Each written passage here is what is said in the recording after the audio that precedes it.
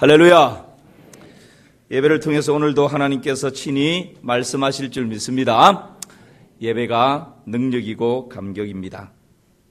어느 교회 주일학교 선생님이 아이에게 기적이라는 단어를 가르쳐 주기 위해서 이런 이야기를 했습니다. 얘들아, 교회 꼭대기에서 어떤 사람이 뛰어내렸는데 하나도 다친 데가 없고 멀쩡하다. 이럴 때 뭐라고 그럴까? 라고 했더만 한 아이가 와, 그 사람 짱 재수 좋네요. 그러더랍니다. 요즘 아이들 용어입니다. 다시 한번 이 사람이 두 번째 뛰어내렸는데 두 번째도 멀쩡했다면 뭐라 그럴까? 그것은 순전히 우연이죠. 세 번째 뛰어내렸는데 멀쩡했다. 그러면 그 상황을 뭐라 그럴까? 새빨간 거짓말이죠. 그러더랍니다. 여러분, 요즘은 이 이성을 중시하며 살아가는 시대입니다. 그래서 과학과 합리적으로 뭔가 논리적으로 맞지 않으면 믿으려고 하지 않는 시대가 요즘 살아가는 이 시대죠. 그런데 우리가 예수님을 믿는다라고 하는 것, 신앙생활을 한다라는 것은 사실은 기적을 믿는 것입니다. 성경을 딱 펼치면 창세기 몇 장 몇 절이 나오죠? 예, 1장 1절이 나옵니다. 여러분, 창세기 1장 1절 다 같이 시작. 태초에 하나님이 천지를 창조하시니라. 이것이 기적입니까? 과학적으로 증명이 됩니까? 기적이죠. 그래서 어떤 신학자는 성경에서 기적을 빼면 뭐만 남는다고요? 예, 끝풀만 남는데, 표지만. 그러니까 창세기 1장 1절부터 시작해서 모든 구약의 놀라운 역사들, 신약의 예수님의 성육신과 십자가의 죽으심과 부활과 성천과 재림의 약속과 사실 이 모든 사건들이, 이야기들이 기적이죠. 여러분, 오늘 우리가 읽은 이 본문에 보면 예수님께서 또 기적의 한 사건을 말씀하고 있습니다. 그것은 죽은 자를 살리는 그런 사건입니다. 놀라운 사건이죠. 이 사건을 통해서 예수님이 우리에게 말씀하고 싶어 하시는 것이 뭘까요? 오늘 그것을 살펴보기를 원합니다. 먼저 예수님을 찾은 회당장 야이로입니다. 22절 23절 말씀 우리 자막이 뜹니다. 함께 읽습니다. 회당장 중에 하나인 야이로라 하는 이가 와서 예수를 보고 발 아래 엎드려 간곡히 구하여 이르되 내 어린 딸이 죽게 되었사오니 오셔서 그 위에 손을 얹으사 그로 구원을 받아 살게 하소서 하거늘. 여러분, 유대인들은 10명만 모이면 무엇을 짓는다 그랬죠? 회당을 지어요. 우리 한국 사람은 10명만 모이면 뭘 지을까요? 교회를 짓는답니다. 중국 사람들은 10명만 모이면 뭘 지을까요? 식당을 짓는다네요. 식당을 만든답니다. 나라마다 다른데 유대인들은 디아스포라라고 그러죠. 흩어져서 생활하지만 10명만 모이면 회당을 지을 정도로 이 회당에 대한 애착이 아주 강합니다. 그럼 회당에서 뭐 합니까? 회당을 지어놓고 그 회당에서 율법을 가르치고 교육을 하고 크고 작은 많은 재판들을 그 회당에서 해결합니다. 그러니까 유대인들에게 있어서 이 회당은 종교의 중심지일 뿐만 아니라 삶의 중심지, 사회의 중심이 되는 곳이 바로 회당입니다. 오늘 본문에 등장하는 회당장 야이로는 회당에서도 최고의 권위자입니다. 그때 당시도 회당이 오늘날도 교회가 사이즈가 좀 크고 작은 교회가 있듯이 그때 당시도 회당이 좀 큰 회당이 있고 작은 회당이 있습니다. 마을에 따라서, 도시에 따라서. 아마 지금 야이로라고 하는 이 사람은 꽤 큰 회당의 회당장이었다라고 짐작이 되어집니다. 이 회당장은 사람들에게 존경을 받고 명예와 권력과 부를 한 몸에 지니고 있는 사람입니다. 랍비들 중에서도 아주 최고의 랍비들이 바로 이 회당장이 되는 것이죠. 회당장 야이로의 이름의 뜻은 내가 살리리라. 뭐라고요? 야이로의 이름의 뜻은 내가 살리리라 라고 하는 뜻을 가지고 있습니다. 그런데 여러분, 오늘 이 회당장 야이로가 예수님께 찾아와서 넙죽 엎드려 절을 하면서 간절하게 부탁을 합니다. 사실 회당장이 예수님께 나와서 무릎을 꿇고 간곡하게 뭔가를 부탁한다는 것은 이때 당시 쉽지 않은 모습입니다. 왜냐하면 유대인들은 예수님에 대해서 좀 거부 반응이 있었고 배척하는 상황이었습니다. 그런데 사회적인 명예와 지위가 있는 이 회당장이 그 예수님, 젊은 청년 예수님 앞에 와서 무릎을 꿇고 넙죽 엎드리면서 간곡하게 부탁을 한다? 쉽지 않은 행동입니다. 도대체 무엇이 회당장으로 하여금 예수님 앞에 나와서 자존심도 내려놓고 체면도 내려놓고 사회적인 어떤 지위도 내려놓고 사람들의 시선도 다 내려놓고 그 예수님 앞에 무릎을 꿇고 간곡하게 지금 부탁을 하게 만들 것일까요? 그것은 회당장의 딸이 있었는데 이 딸이 병들어 죽게 된 것입니다. 여러분, 아비에게 있어서 어미에게 있어서 자녀의 문제가 가장 큰 문제죠. 자녀의 어떤 문제를 해결해 줄 수만 있다면 부모로서 못할 일이 없죠. 아이들이 많이 아플 때는 차라리 그냥 내가 대신 아팠으면 하는 그런 마음이 드는 것이 아비들의 마음이고 어미들의 마음이지 않습니까? 이 아이로도 딸이 죽어가는 것을 보면서 이 아비의 심정이 찢어지는 거죠. 그래서 그 딸로 인하여서 아마 이 정도 되었으면, 회당장 정도 되었으면 좋은 병원, 좋은 의사들, 좋은 약, 별의별 모든 것을 다 동원해서 해봤지 않겠습니까? 그런데 차도가 없어요. 어쩌면 이제 마지막 카드를 빼듭니다. 그 마지막 카드가 뭡니까?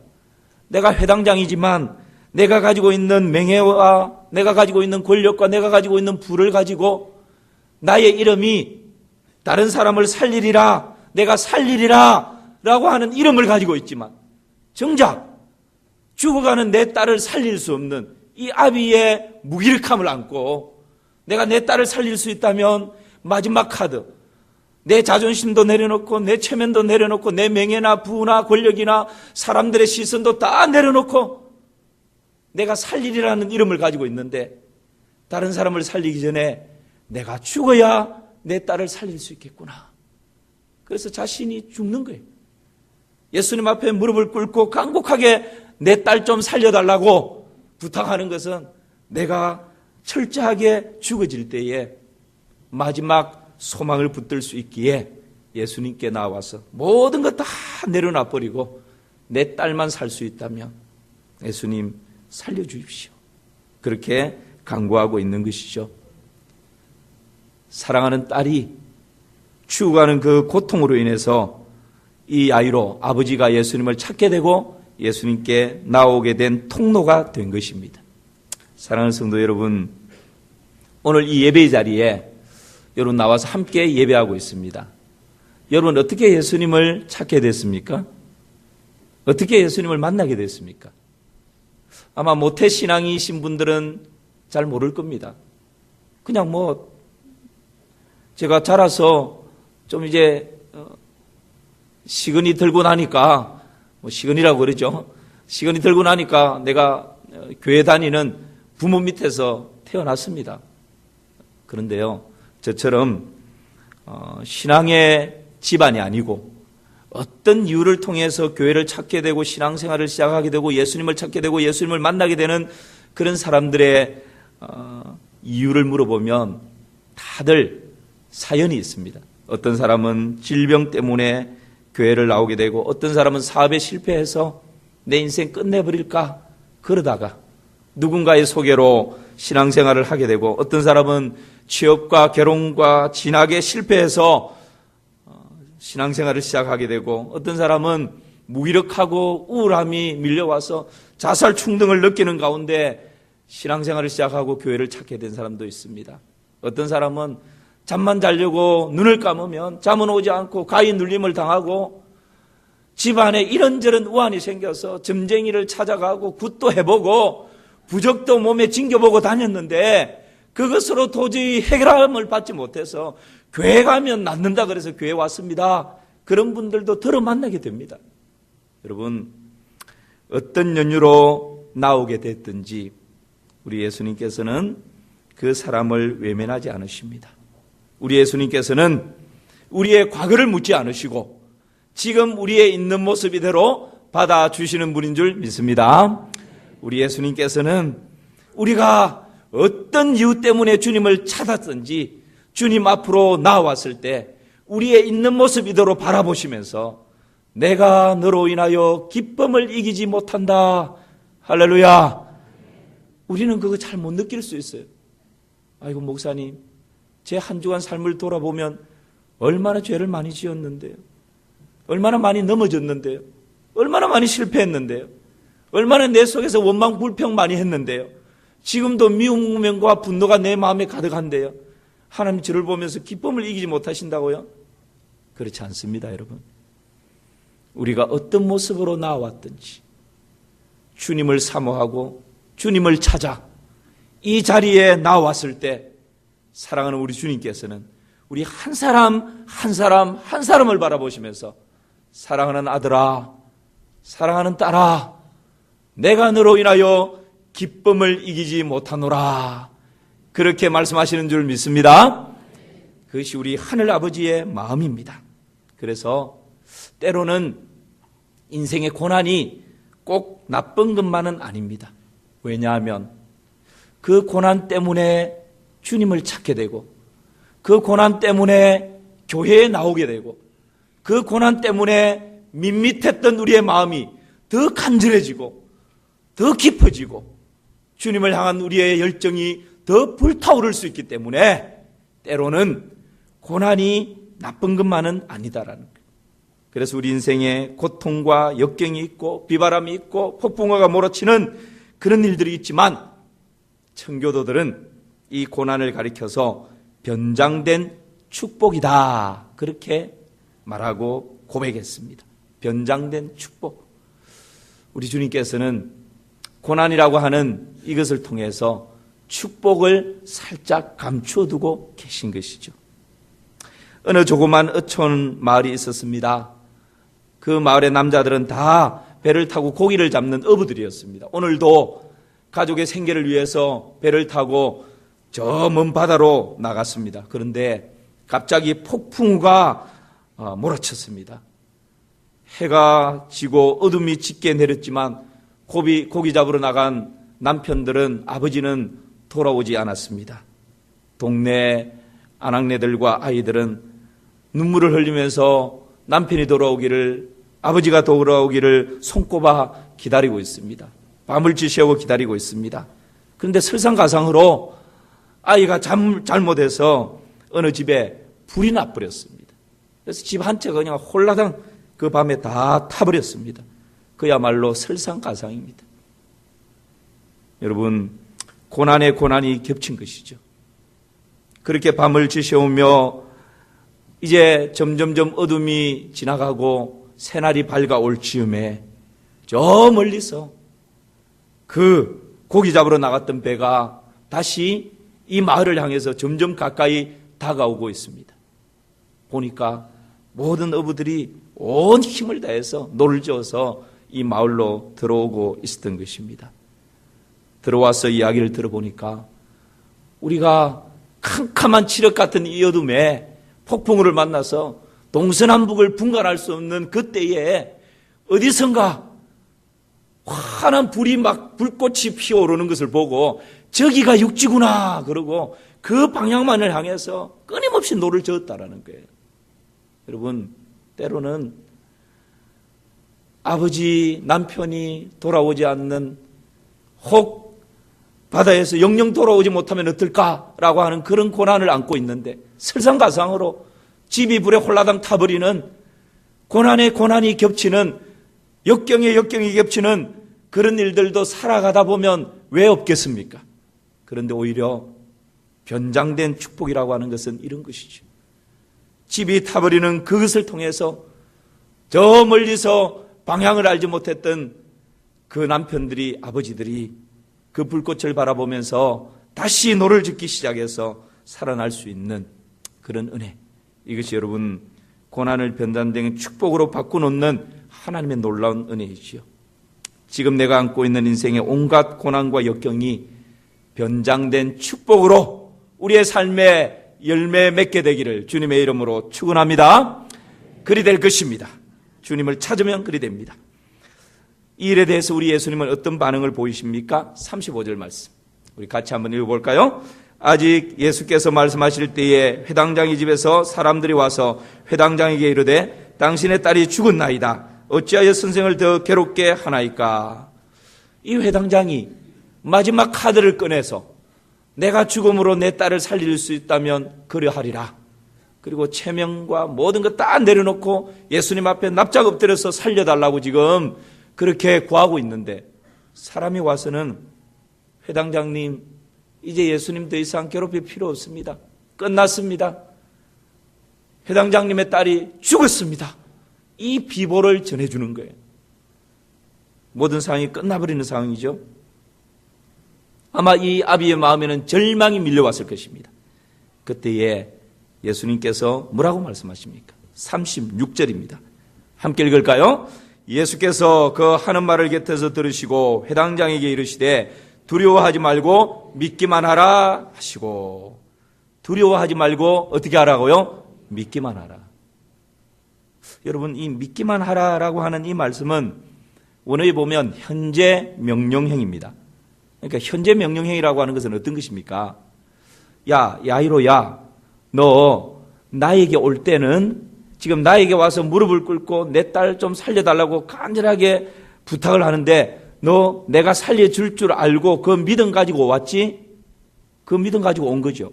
그 믿음이 있으니까 모든 거 다 내려놓고 지금 무릎 꿇은 거죠. 그럴 때에 지금 예수님이 믿기만 하라라고 하는 이 말은 너 그 믿음 가지고 왔는데 나한테 구하는 중에 사람이 와서 당신의 딸 죽었습니다. 그러니까 지금 너는 두 가지 마음을 가질 수 있다. 하나는 죽었으면 이제 끝났네. 아이고 예수님 됐습니다. 죄송합니다. 실례했습니다. 벌떡 일어나서 갈 수 있어요. 그러니까 절망이고 끝이죠. 상황 끝이죠. 또 하나는 예수님이 지금 말씀하고 있는 것입니다. 현재 명령행위라고 하는 것은 너 내가 살려줄 줄 알고 모든 체면 내려놓고 나한테 와서 무릎 꿇었는데 그 믿음, 지금 모든 상황이 끝났다라고 하는, 죽었다라고 하는 소리가 들렸지만 너 지금 붙들고 있었던, 방금까지만 그 소리 듣게 붙들고 있었던 그 믿음, 현재로도 지금도 그 죽었다라는 소리가 들렸지만 지금도 그대로 붙들고 있어라. 이 말이죠. 여러분, 예수님께는 모든 것이 현재 진행형입니다. 인간은 끝인데, 인간은 한계인데, 인간은 모든 상황 종료인데 예수님은 그 끝에서부터 다시 시작하시는 분인 줄 믿습니다. 이것이 지금 예수님이 두려워하지 말고 믿기만 하라 라고 하는 말씀입니다. 죽음이 무엇입니까? 죽음은 인간의 모든 상황의 끝이고 한계고, 죽음은 더 이상 어떻게 해볼 수 없는 마지막 단계입니다. 그런데 여러분, 의사도 살아있을 때, 호흡이 있을 때는요, 뭐 산소 호흡기를 꽂고 그냥 심장 어떤 충격을 가하고, 안 될 때는 막, 저도 그런 걸 응급실에 가서 보니까 의사들이 돌아가면서 어떨 때는 가슴에 뼈까지 이렇게 어그러질 수가 있답니다. 그러나 일단은 살려야 되니까 그 막 인공호흡을 막 시키지 않습니까? 땀을 뻘뻘 흘려가면서. 그런데요, 사망 선고가 딱 돼버리면 이제 의사도 손 놔버립니다. 더 이상 할 게 없어요. 아무리 탁월한 의사를 할지라도 사망 선고 앞에서는 더 이상 할 일이 없어요. 그런데 오늘 우리 예수님께서는 이 야이로에게 두려워 마라, 믿기만 하라, 네가 가지고 있는 그 믿음 그대로 붙들고 있으라 라고 소망을 주는 것이죠. 여러분, 우리 예수님은 인생의 모든 끝자락에서 새롭게 출발할 수 있는 소망입니다. 우리가 믿고 있는 예수님이에요. 이 상황에서 예수님은 뭐라고 말씀합니까? 39절 보시기 바랍니다. 39절을 보니까 제가 읽습니다. 들어가서 그들에게 이르시되 너희가 어찌하여 떠들며 우느냐? 이 아이가 죽은 것이 아니라 뭐 한다고요? 잔다 하시니. 그렇게 말씀을 하고 예수님이 야이로와 함께 야이로의 집으로 갑니다. 야이로의 집에 가니까 그 집에 이미 그 딸아이가 죽었으니까 장례식을 한다고 사람들이 왔다 갔다 하고 분주하게 막 뛰어다닙니다. 그리고 통곡 소리가 들리고 우는 소리가 들립니다. 그런데 예수님이 그 집에 떡 가서는 들어가서 너희가 어찌하여 우느냐 떠드느냐, 이 아이가 죽은 것이 아니고 뭐 하는 거라고요? 잔다라는 거예요. 잔다. 성경에서 여러분 죽음을 잠자는 것으로 표현합니다. 성경에서 죽음을 잠자는 것으로 표현할 때는 의미가 있습니다. 부활할 것이다라고 하는 그런 의미를 담고 있는 것이죠. 예수 그리스도 안에 있는 자에게는 죽음조차도 잠자는 것으로 바꾸어지는 은혜가 있음을 믿습니다. 이것이 여러분 우리가 믿고 있는 놀라운 복음의 능력 아닙니까?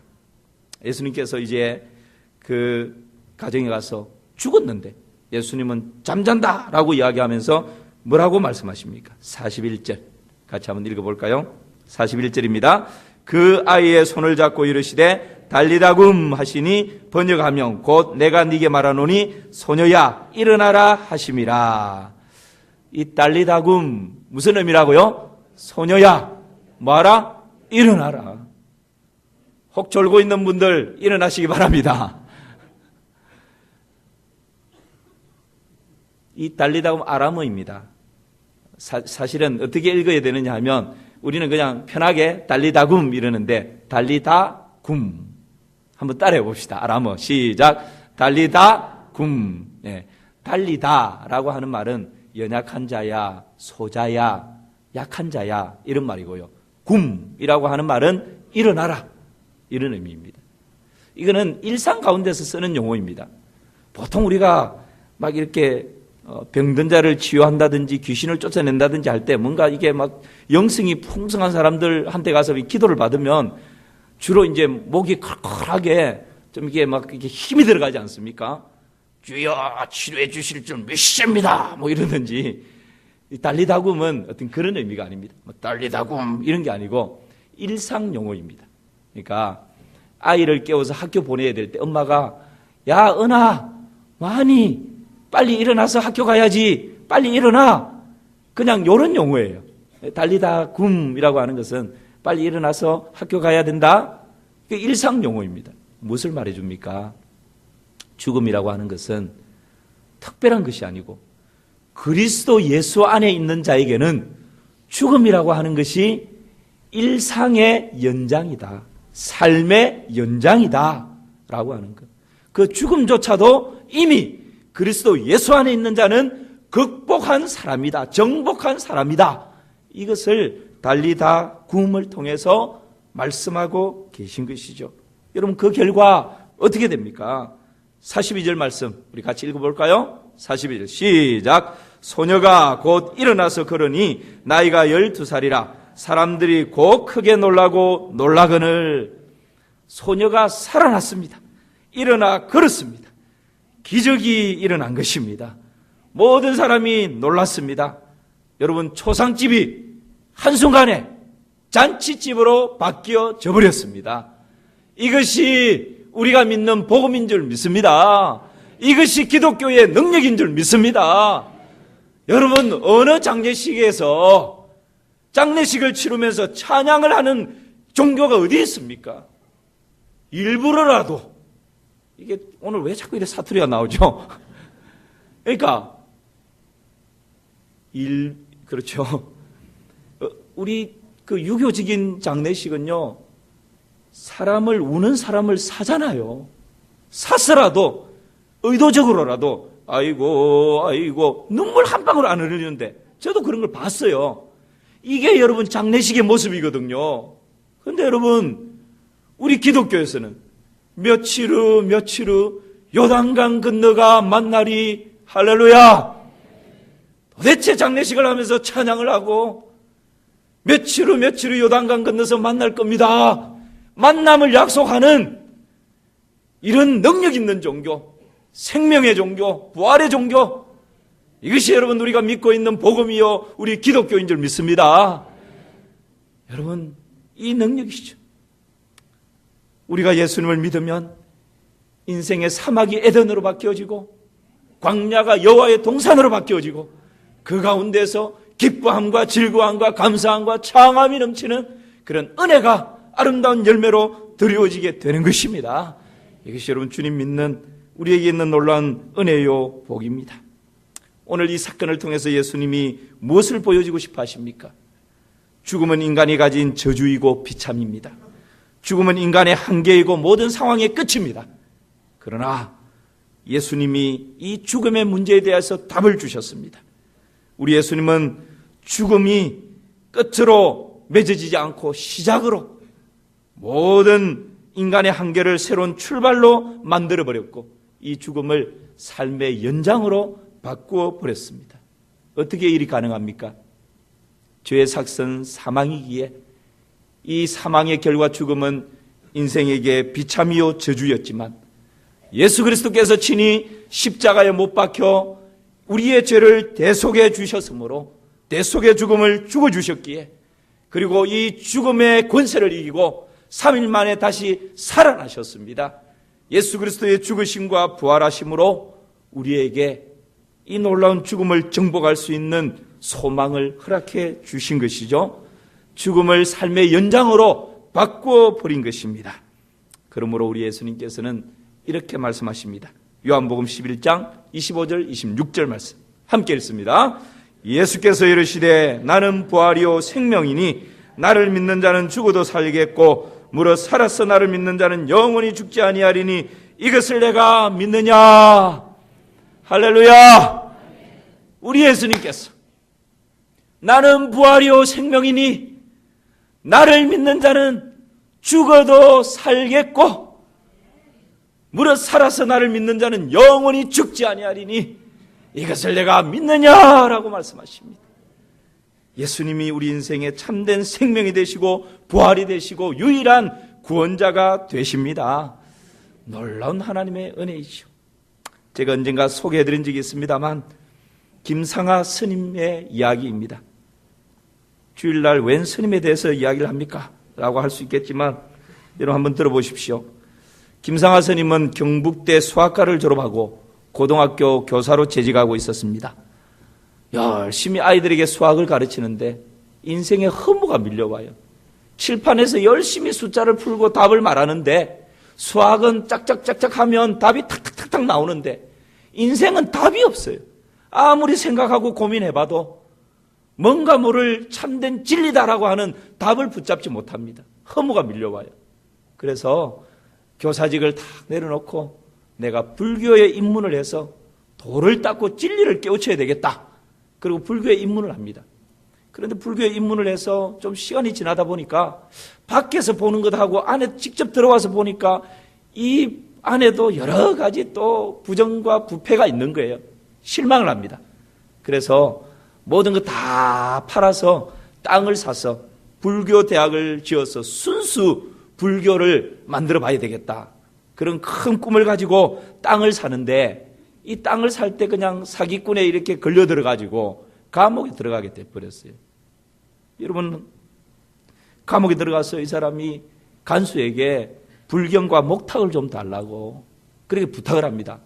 그런데 만난 간수가 기독교인이었어요.